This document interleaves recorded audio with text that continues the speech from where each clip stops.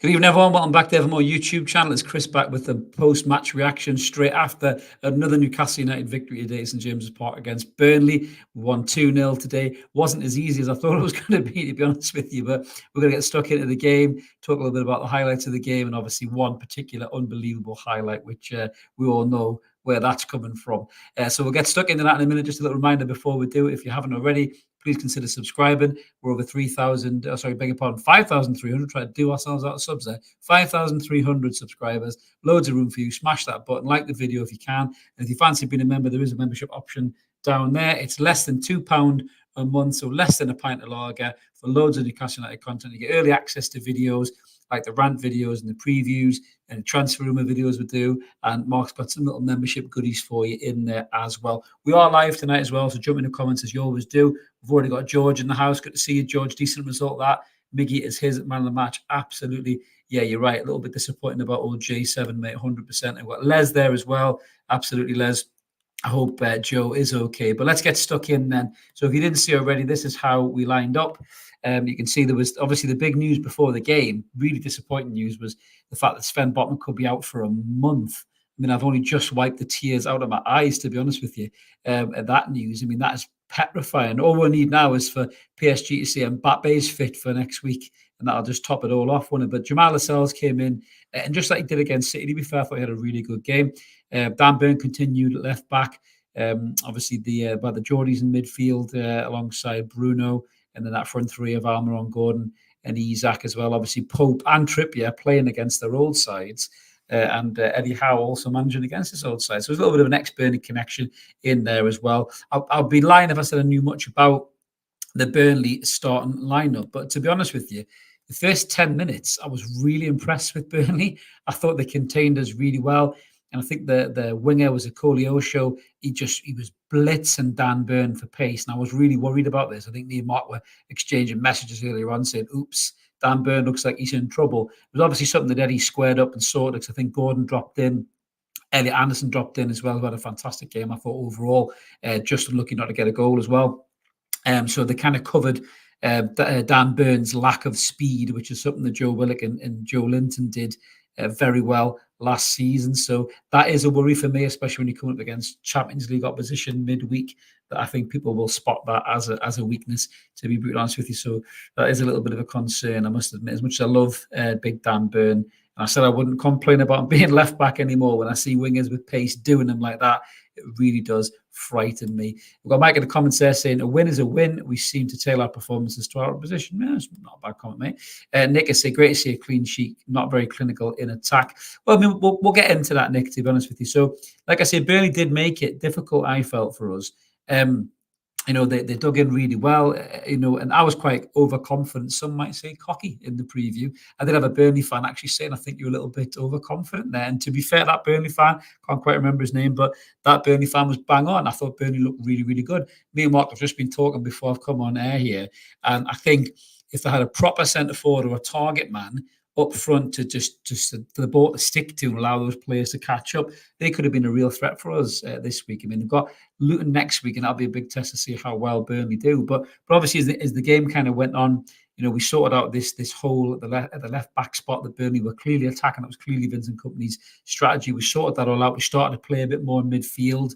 Trippier was fantastic again. It was on the ball. Bruno was spraying some beautiful crossfield passes to him. He was on the overlap. He was just looking class as always. Was trips, and then the ball comes in. The Burnley player spins, thinks he's got time. Bang! Trippier's right on him, knocks the ball off of him, falls to Miggy Almiron. He gets the ball. He goes over one of them weird, mazy little runs of his, and you go, well, come on, Miggy, do something with it. And fucking hell did he do something with it? He drops his shoulder and he smacks in this bend and strike, it just straight out of the Miggy Armour goal of the month catalogue from last season. He's back smashing in worldies, straight in the top bins. Keeper's got absolutely no hope whatsoever. And we're 1-0 up. And I think after that, to be fair, I think Burnley's heads went down a little bit. They still tried and huffed and puffed, but we were in the ascendancy. We were in control. We were all over them. We were pressing. Loads of chances coming. I mean, Elliot Anderson, brilliant diving header as well. Great save by Trafford, has to be said, in the Burnley goal, who I thought looked really good. He's an ex-Man City keeper. He was the England under-20 keeper, if you remember, in the tournament, saved that pen that won in the tournament at the end of it, which obviously Anthony Gordon was part of that squad. But I thought he had a really good game. The keeper, to be fair, to keep it down at 2-0. We were peppering him at one point, shot after shot after shot. Isak looked lively, looked busy. Couple of moments, I thought Isak made the wrong decision. I mean, that one when the referee pulled it back, I don't get that at all. I really don't. A couple of really shit referee decisions in the first half. When he stops the play, when the Burnley player's off the pitch, I don't get that. He's off the pitch. He can't stop the play. And then when Isak gets the ball, I think the lad was literally hugging his shirt that much. I thought he was going to ask him to sign it afterwards. But Isak breaks through. He's more or less through on goal. And the ref blows a whistle and pulls it back. I don't get that. I mean, for Burnley, they were buzzing because they probably would have been 2-0 down in the first half. But, we started to dominate them, I think, at the end of the first half. And you just thought, when's the second goal coming? And the longer it took, the longer it was a little bit worrying that you thought they might get back into this. They had little glimpses of something about them. That you thought maybe it could just trickle in, a shot will hit off somebody's arse and go in the bottom corner, and then they'll be back to 1-1, and what the hell's going on there? But thankfully, that didn't happen. Anthony Gordon again today, lively as hell, buzzing around all over the place. Into the second half, he nicks the ball off the defender, gets wiped out. It's a penalty, goes to VAR, not even half a second's glance, and they say it's a penalty because the defender goes across Gordon because he's got such pace.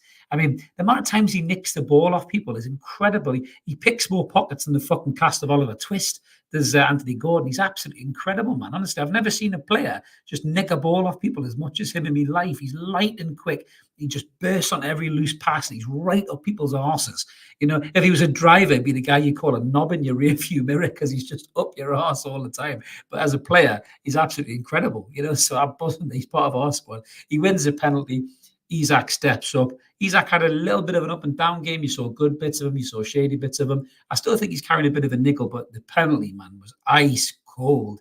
He just puts it in the bottom corner, opposite end of the keeper's dive, 2-0 up, and that's us. We're sorted. There's the 3 points in the bag. But yeah, I mean, for me, Anthony Gordon is essential to this team. He really is. He's just electric, man. He's everywhere. He's absolutely everywhere. Yeah, you're right, Andrew. Great win, mate. Absolutely. And Marcus in the comments, and Happy Anderson's getting some running. He's going to be huge. Yeah, hopefully Joe is okay. We might as well talk about this. So Joe Litton came on. He took Elliot Anderson off, who was sensational, I thought, as well. I agree with Marcus. I thought Elliot Anderson was brilliant. He was everywhere. He was flying at the tackles. The only thing missing from his performance today was a goal. Every time he gets in on goal, I'm up, I'm buzzing. I can't wait for the Jordi Maradona's goal. And then obviously the keeper pulls off a brilliant save today, but he was everywhere. He was flying at challenges. He was getting kicked as well, to be fair. I mean, this Burnley's second half tactics just seemed to be kicked the fuck out of Kieran Trippier was their tactics. I'm pretty sure that was Craig Bellamy's team talk in the dressing room, to be fair, Bellas. But yeah, Anderson was great again today. And I've said this before, and I'll say it again. Every single game he plays, he seems to just get better and better and better. He's become this aggressive, workhorse of a centre midfielder.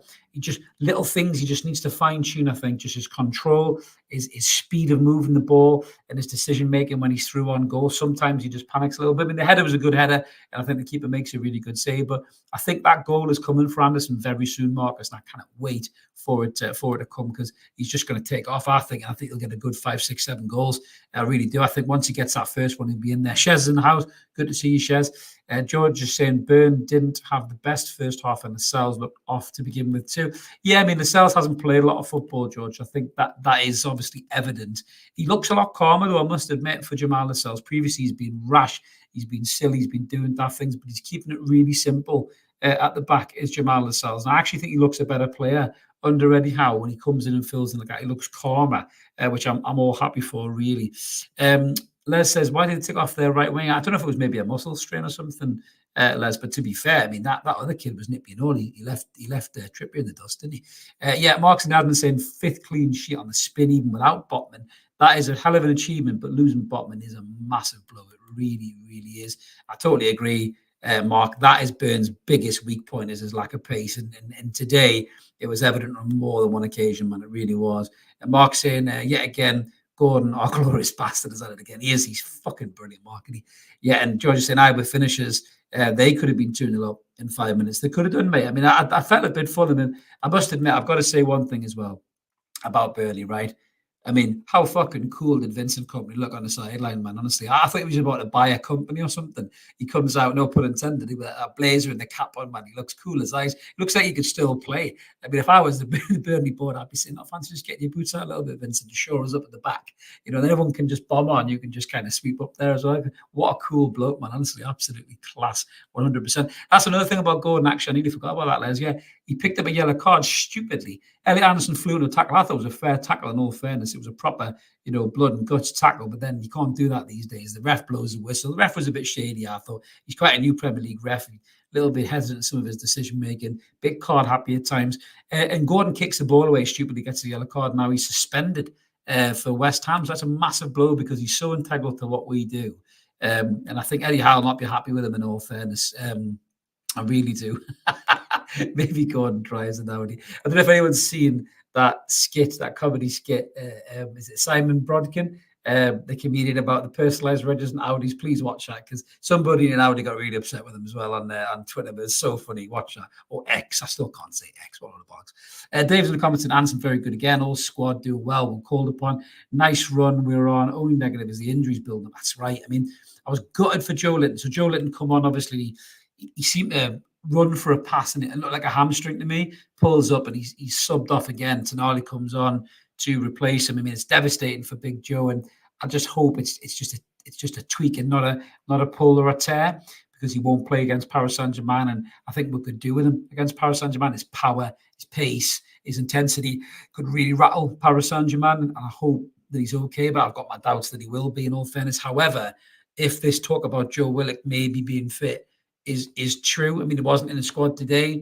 I think Eddie Howe said in the press conference that he's going to kind of slowly getting back into training. But if Joe Linton's out again, and then Joe Willock looks like he's ready to go, you never know. We might see JW on the old bench against Paris Saint-Germain, and I wouldn't fancy him running against tired legs if I was a PSG player, I must admit, because he's a sensational footballer, and we need him back really as quick as we possibly can. So Magpies are saying Gordon was man of the match all day long. It's a hard split for me, Mags, to be honest with you, between Gordon and Trippier, just because Trippier just loses class again. It's another assist from him again. I thought he was brilliant all day long, always making himself available. I seem to be giving it to Kieran Trippier every single week. So go on, we'll give it to Gordon this week. Why not? It's just going to be a battle between them two, isn't it, really? Trippier and Gordon, who's the man of the match, because the two of them are just brilliant for Newcastle at the minute. You cannot deny how good they are. Another comment from George. Yeah, he's saying that he agrees with you. He considered him too, but Miggy really came through and produced today, so he's giving it to Miggy. Miggy was much better today. I think that pace was back, the intensity, the give me the ball and I'll do something. He didn't look as headless today, did Miggy? He looked like he had purpose.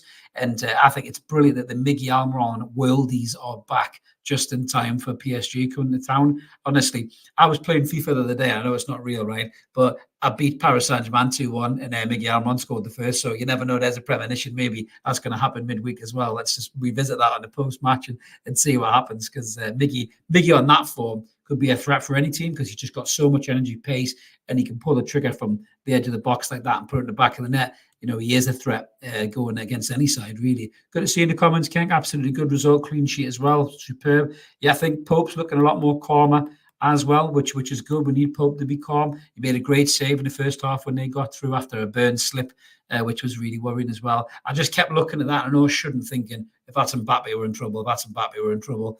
I know, but I don't want to turn this into another anti-Burn review, because I do love Burn, but I just think that lack of pace is really getting exploited more and more, and big teams like PSG will 100% do that. Splat 1000, bloody internet. He missed the second goal. Oh, mate. My stream was a little bit hiccupy.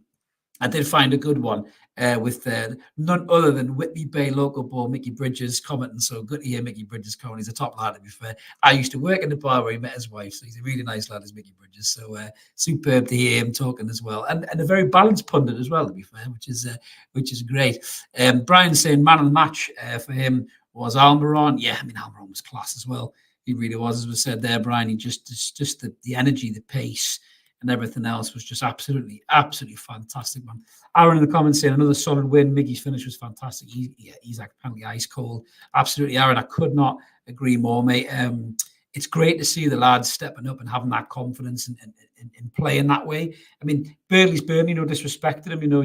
People were expecting us to beat Burnley today. Even Burnley fans are probably expecting us to beat them, but they put a good performance in. But again, midweek is going to be a total difference in class, even if Mbappe doesn't play. So we really need to be bang at it. We can't be sloppy with our passes. We need to take our chances when they come. I think today, a lot of the times, we didn't take the chances. And luckily, the opposition didn't have anything really potent enough up front to punish us. And they were a bit gung-ho and naive at the back, so they left those spaces.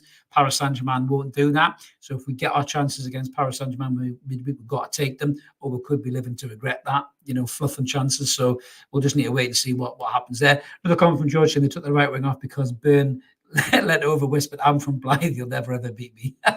Very nice, mate. Very nice. The fact that he did about 16 times, George, as well, but it's a good joke. Tyson Anderson wasn't very good. He was fucking excellent. Well done, mate. You had me there at the start. That was almost like one of those X Factor, judge votes there with the dramatic pause, mate. Very well done. Very well done. And Joey's saying there, not for the first time, Joe Linton has rushed back his return. Do you know what, mate? That is a really good point. I love Joe Linton. We all love Joe Linton, but is he kidding himself on when he's telling people that he's fit to go and he's not? He has done this before. His knee injury, I think a few weeks ago there before, we're hearing he's out for weeks and then he's back in the team against City. Is Joe his own worst enemy in terms of rushing himself back to play? And Eddie's trusting that he says he's okay. He knows his body. Maybe going forward, Eddie might doubt when he says he's fit to play.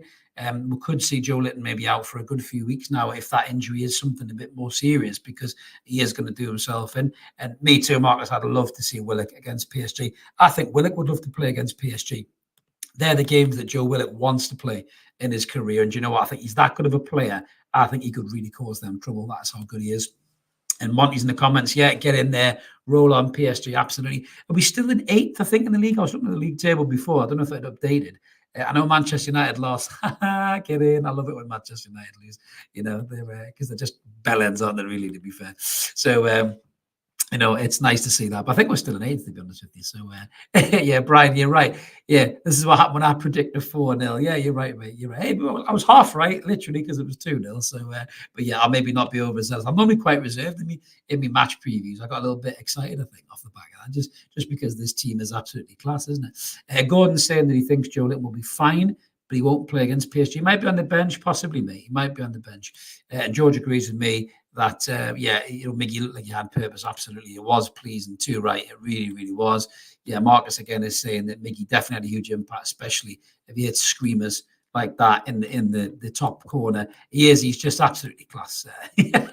That's right. Sorry, we don't watch streams. No, sorry, Mark. That's not what I meant at all. I don't know what you're talking about. Yeah. So we can't even edit that out because we're live. Oh, never mind. Yeah, Magpies are saying the man shit effect up is better. They're normally a safe banker, aren't they, mate, to be fair? Daggy's saying the flash going is mint. Yes, he is, absolutely. Magpies say, Maggie's is saying that Elliot Anderson is going to be a Jimmy Milner. That's a good shout, actually, because James Milner is that kind of a player, just puts in that workload. But I still think Anderson has that little bit of magic in his boots in terms of his ability to finish. He's good in the air as well. You see the way he runs into the box like that. That's kind of a dying art that for midfielders. Like Lampard used to be the best at it. Steven Gerrard was good at it, but Lampard was the man, like Rob Lee back in the day for us, just making that run into the box to be there, penalty spot header or side foot into the back of the net. And I think Anderson could become that player, and he looks better and better. I'm just praying for that goal. I'm almost blowing it across the line for him, really, because I just want him to get that goal, get a first goal. Once he gets that, he's off. And after that, I don't think he'll stop him, to be honest with you. So he's absolutely class. We've got there, 8th. Shez says we're all still 8th. Yeah, I mean, that's good, though. I'm happy with that. I'm happy with the 8th. If we get a few more weeks where these lot drop the ball and we win, then we'll climb up the table again soon. We might be in the top 5 again. Who knows? What else have we got there? Yeah, we've got George is saying Bruno played well throughout. I thought he did. Some nice touches again from Bruno. Tonali seems to get on with him now. Maybe something's clicked a little bit of time, a little bit of patience with the two of them working. I think when Bruno's there now and Bruno drops in to get the ball, Tonali makes that run and kind of gets out of his way, so to speak. Whereas for the first couple of weeks of the season, bar Villa, they were almost standing too close together, weren't they, mate? So I think maybe that's been worked on in the training ground. Maybe just put them on the same team a little bit, pulled them in and said, listen, you go while Bruno gets the ball and vice versa. I mean, Bruno doesn't really make many forward runs. I tell you what, though, Bruno was raging at Isak, and rightly so, when he slipped him in. He won the ball back in the press. The press was good today. Worked really, really well. Just think we weren't clinical enough when we got the ball back. But Bruno wins the ball back in the press. He slips Isak in. He fucked around with it way too long.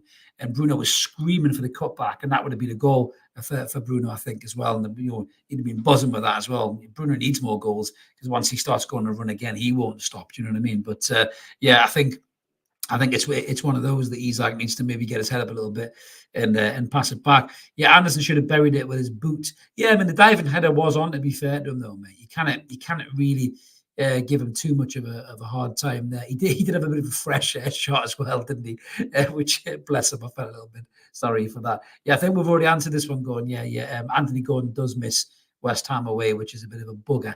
To be honest with you, a silly yellow card, as we say, but you don't want to lose that fire from Gordon. That's what makes him the player that he is. I mean, like I say, he picks them pockets, he presses people, he forces them to make mistakes. That's how he wins the pen. But he's so quick. He's so quick and so direct and dangerous. I just think he's what a player we've signed there. There's so many of us, me included, weren't sure when we signed the lad, but look what he's turning into. He's had a brilliant summer as well. That's helped him, I think, coming in to this season. And if he doesn't get in the next England squad, honestly, I already think Southgate's a fraud. But if he doesn't pick Anthony Gordon in the next England squad over some of these Waziks he picks week in, week out, or month in, month out for England teams, then he deserves to go now, to be honest with you, and take your waistcoats with you.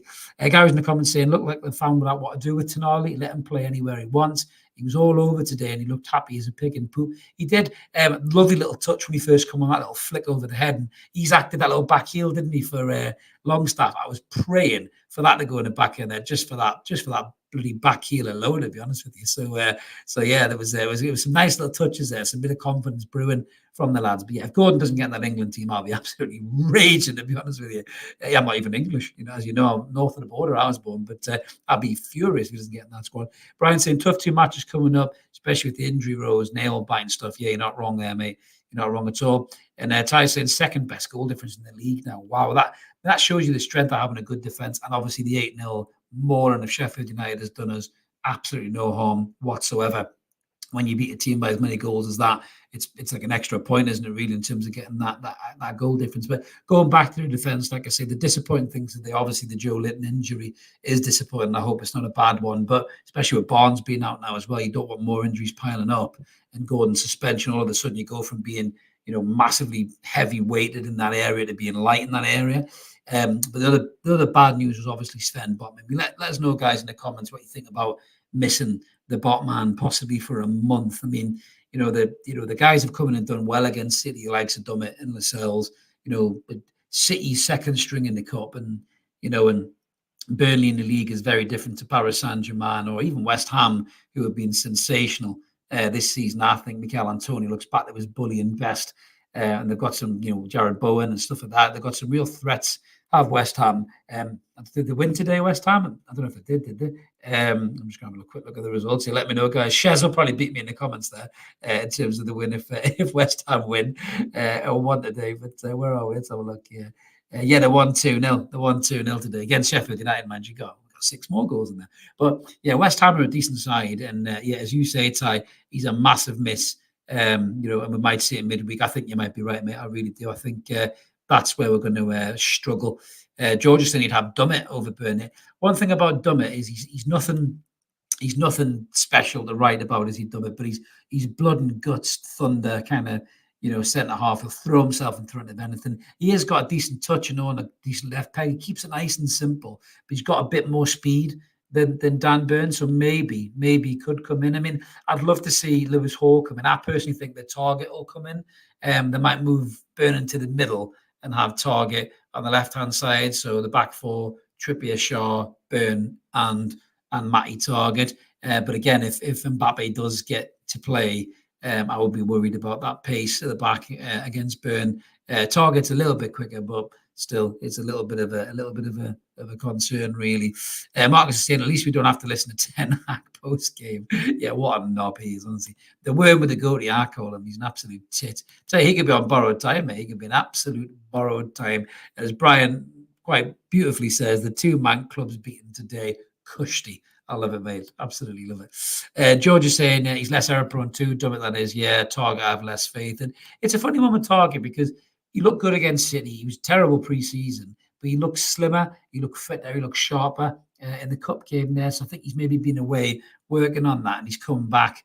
And he looked good against Manchester City. And there were no mugs playing for City either, to be fair. So I think that Target could do a job in the Champions League. I'd rather have Target there personally than Burn at left back. I'd move Burn inside and just see how he gets on.